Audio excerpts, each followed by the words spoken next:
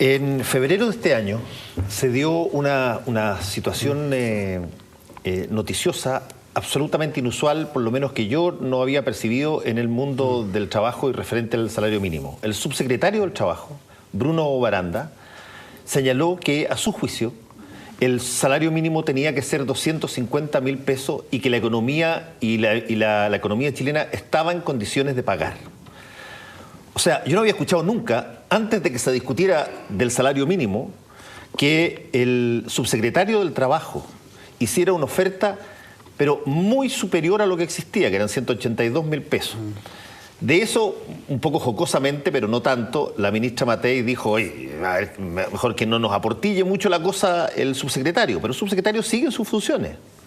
Y yo te quería preguntar si es que acaso tú sientes que él lo dijo eso con algún tipo de respaldo o es una tincada caritativa de Bruno Baranda, porque no lo he escuchado nunca más a nadie hacer referencia a que esta idea de los 250.000 pesos partió originalmente de un funcionario altísimo del gobierno, hablando probablemente a título personal, pero es una persona que conoce el mundo del trabajo y conoce el mundo de la economía y, bueno, sigue ahí.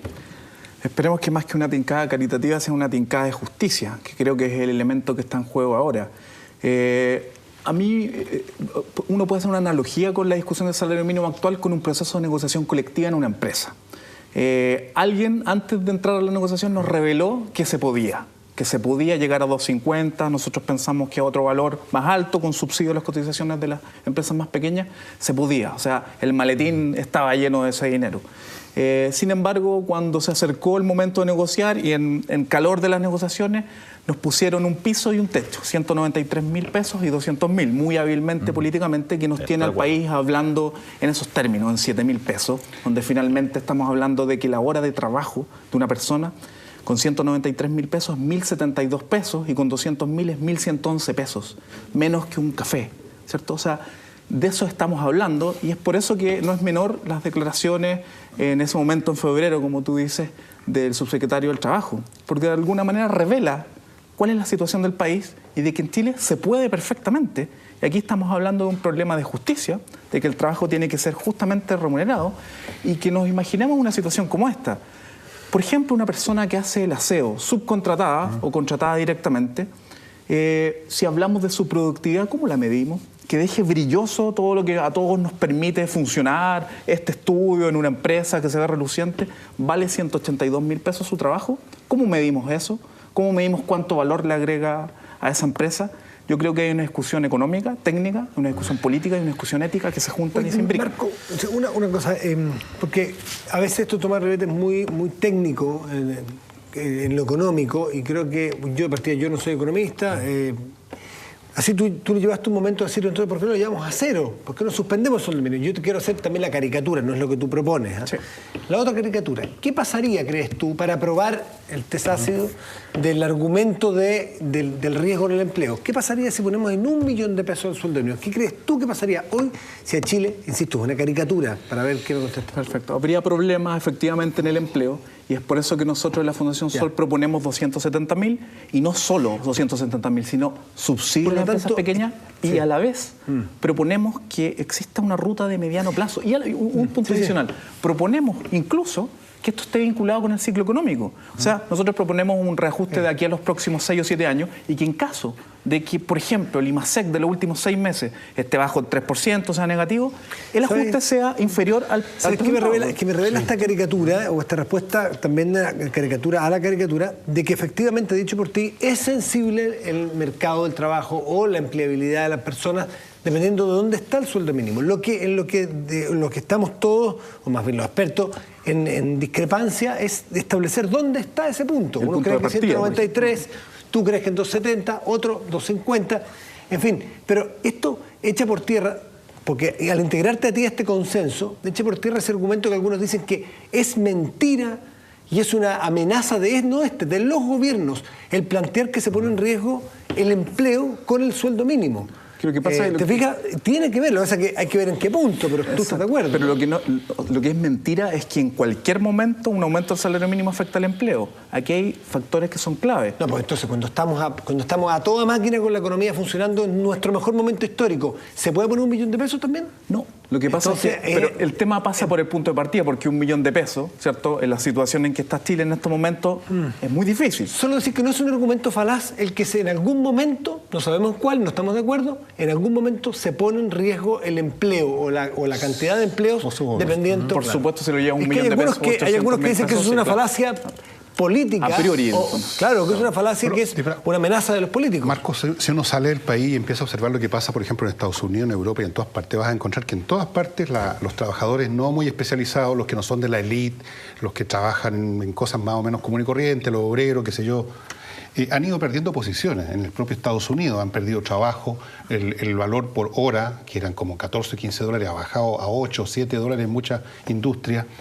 En Europa han cortado prestaciones sociales, gran parte de la historia europea en los últimos años tiene que ver con los tijeretazos, porque están compitiendo con la economía china, que es la que peor paga en el mundo. Ahí trabajan por 1 centavo al día, yo por poco menos, por decirlo así.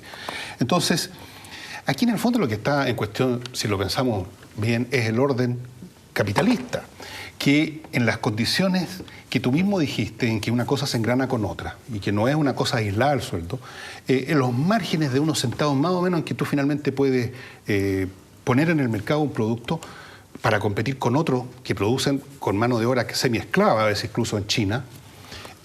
Si no aprietas por todos lados, por supuesto apretando más para abajo, que es más fácil, no vas a poder salir al mercado, no vas a poder, y vas a tener problemas. O sea, lo vemos todos los días con muchos productos. Medio dólar más, medio dólar menos y te quedas fuera.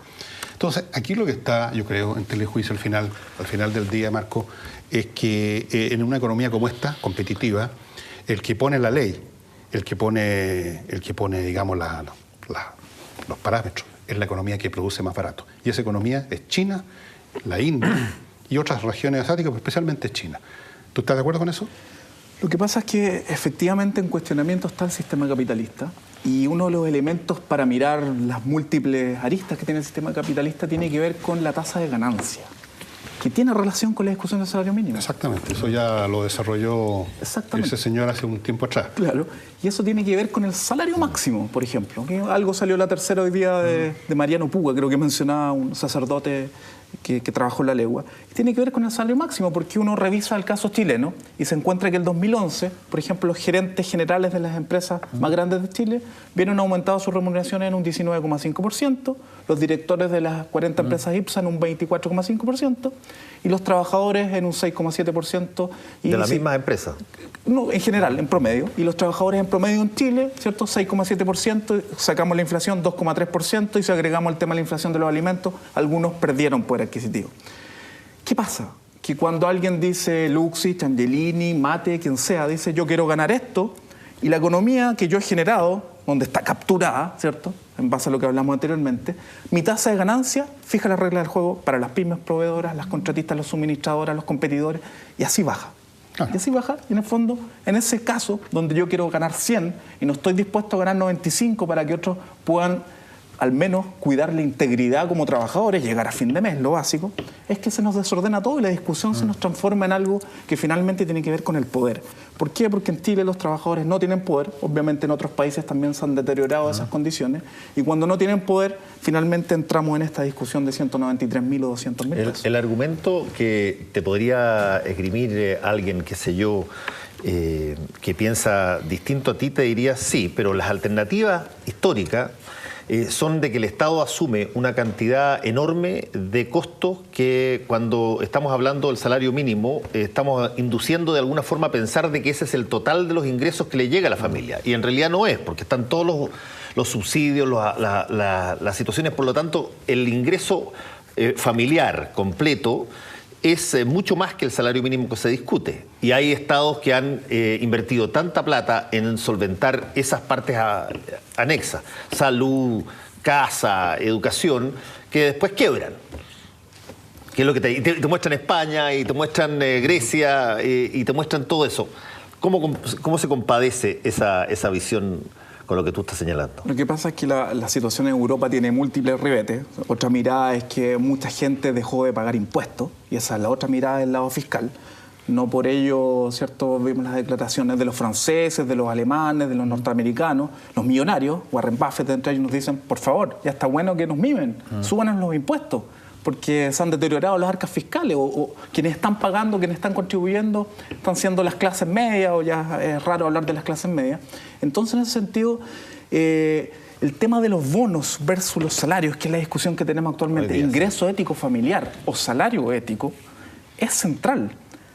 O yo a la persona la trato en su dimensión completa y le entrego dignidad y su trabajo, ¿cierto?, lo valorizo, independiente de su capacitación y su educación, con un punto mínimo de partida, y después obviamente existen otras instancias para fijar salario, negociación colectiva, que estamos absolutamente al debe, y las competencias de cada persona, y lo reemplazo y digo, ¿sabe qué? Mejor con bonos para esa persona, y ojalá quitemos las máximas piedras del camino y ojalá el salario mínimo sea menor que el que existe actualmente. Esa discusión, de alguna manera, se tergiversó cuando el obispo Goich nos mencionó este salario ético de 250 el año 2007, que a pesos de hoy serían 300.000 pesos, ¿cierto?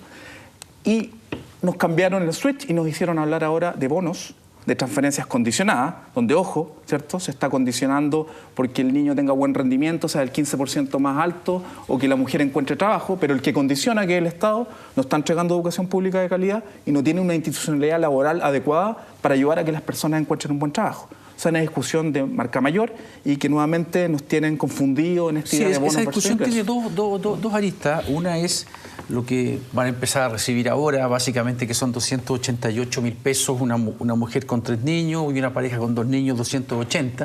Pero la otra es cuando tú entregas subsidios o bonos, si pides algo a cambio o no. Porque también ha pasado en otros países como Estados Unidos y Europa, que hay gente que se especializa en vivir de subsidios. Sí. Y hay mucha gente, muchos sociólogos que te dicen que lo que ha pasado en los guetos de la gente más pobre, con la violencia, con la droga y con todo eso, es que hay gente que perdió la cultura del trabajo, por lo tanto, porque estando desempleado, digamos, puede recibir prácticamente lo mismo que recibiría trabajando. Entonces ahí tú también tienes otro elemento en la ecuación que hay que tomar en cuenta cuando hablamos de si va a entregar los subsidios. No es malo que a una mujer, por llevar el hijo al colegio, se le entregue el subsidio. Y si no lo lleva, obviamente que ese sea un estímulo para llevarlo. Ahora, obviamente que es bastante cuestionable que un niño tenga que sacarse buenas notas, porque ahí te introduce te puede introducir un nivel de competitividad que puede ser complicado, pero el hecho de condicionar la entrega del subsidio a que se cumplan ciertas cosas, ¿a ti te parece malo? No, no me parece malo, a priori en teoría, pero el tema es que quien condiciona, que es el Estado, si no está entregando los elementos fundamentales para que efectivamente se cumpla lo que está pidiendo. Insisto, en educación tenemos una de las educaciones públicas más deterioradas del mundo. Nos queda un 35% de educación pública. Entonces, al mismo tiempo establecemos subsidios donde le pedimos buen rendimiento, donde jamás se calculó cuál era el costo para entregar una educación de altos estándares de calidad. El valor de la subvención fue tirado al tuntún el año 81. Entonces, el Estado puede condicionar sin antes resguardar. El Estado puede condicionar a una mujer que encuentre trabajo si no hay una buena institucionalidad laboral que apreste, que entregue capacitación adecuada. La alternativa ahí, Marco, es que si no le condiciona eso, que no lo lleve al colegio. O sea, es mejor que vaya a un colegio malo, que todo el mundo sabe que tiene que mejorar, nadie a defender la educación en Chile como está, a que se quede en la casa, ¿o no? O sea, la alternativa es que hagamos lo que nos cuesta tanto en Chile, que hagamos las cosas en paralelo. O sea, que vamos resolviendo las cosas y con de manera gradualidad también. Por supuesto, si no, que es lo que proponemos para el salario mínimo, una gradualidad. ¿Te puedo hacer una pregunta que puede ser indiscreta? Sí. La persona que menos gana en la Fundación Sol, la persona de menor rango, ¿cuánto gana? Nosotros, es muy buena la pregunta, nosotros tenemos una brecha que es de 2. ¿Cierto? La brecha hoy día en Chile, que nos permite compararnos, porque nosotros hicimos análisis, entre un gerente general promedio y el mínimo 102 veces. Subió de 91 al 2010 a 102. En la OCDE es 32. En Egipto se acaba de legislar para el sector público que no puede sobrepasar las 36 veces. Y hay otras, la economía del bien común, que es una línea alemana, nos dice no puede superar las 20 veces. La Fundación Sol es 2. Quien menos gana no puede ganar menos de la mitad que el que más gana. La persona que no sé, que hace el aseo o que... Exactamente. En fin. Nosotros somos un grupo pequeño, pero la persona que está encargada de las labores administrativas solamente gana la mitad de quien... Patricio, que es doctorado, por ejemplo, en historia italiano, esa es la diferencia. ¿Por qué? Porque nos parece por eso era la pregunta, todos tenemos que tener una vida digna y cómo valoramos el trabajo es clave. Entonces, ¿qué pasa? Que nos están diciendo algo totalmente distinto en estos momentos. que alguien que tiene un trabajo en teoría que tiene menos responsabilidad, que es efectivo y por eso hay diferencia de salarios, tiene que ganar 100 veces menos que otro y comprometiendo su integridad, que es el punto central. La respuesta de nuestros espectadores frente a la pregunta: ¿cree que un salario mínimo de 200.000 pesos aumentará el desempleo? El sí, los que creen que aumentará el desempleo el 19% y el no el 81%. Era que no. Marco Kimmerman, investigador, economista de Fundación Sol, muchas gracias por estar aquí esta noche. Gracias. En Noticias Cero. Gracias, Marco. Pausa y volvemos.